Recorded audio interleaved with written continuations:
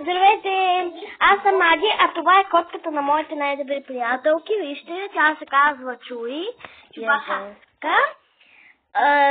Ще ви покажем и тяхната куклена къща, но за сега началото коте.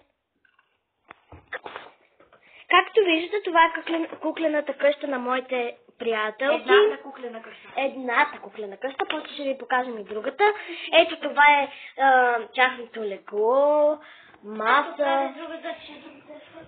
После ще покажем по-подробно. Да, ето това е гардероба. Асистенция, отворете.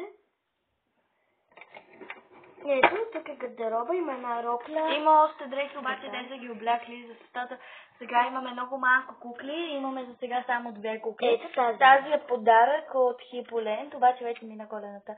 Ето това са и обувките, това е косата.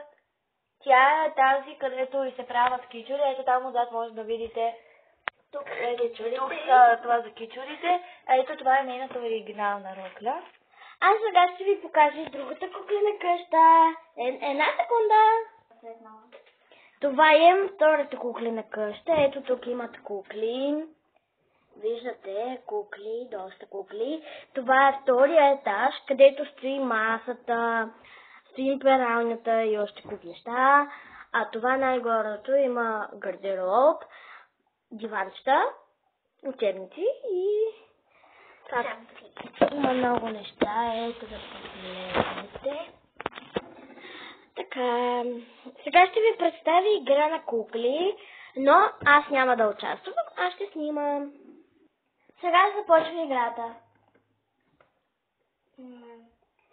Това списание беше много хубаво, но искам да видя какво правите сами.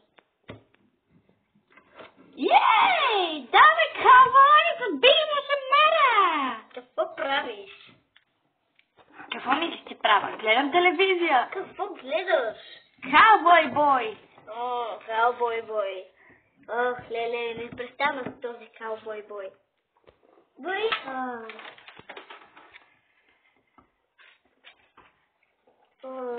Чакай, ще си смачкам телефона.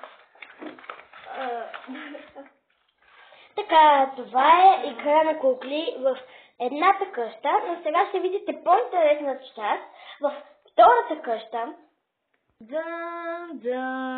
Аз се отворя. О, здрасти. Здравей. Може ли да седна? Да, влизай. Здравейте. Здрасти. Здрасти, Диди. Здрасти. Диди спи. Здравей, баци. Здрасти. Баци? Да. Обеща ми днеска да тичаме. Да, но не мога сега. Да, не мога да дойда. Защо? Защото имам едно важно събитие. Което? Разбрах. Ами добре. Какво ли е тайното събитие ще видим след малко. Така, да в следващия епизод. Довиждане! И до скоро!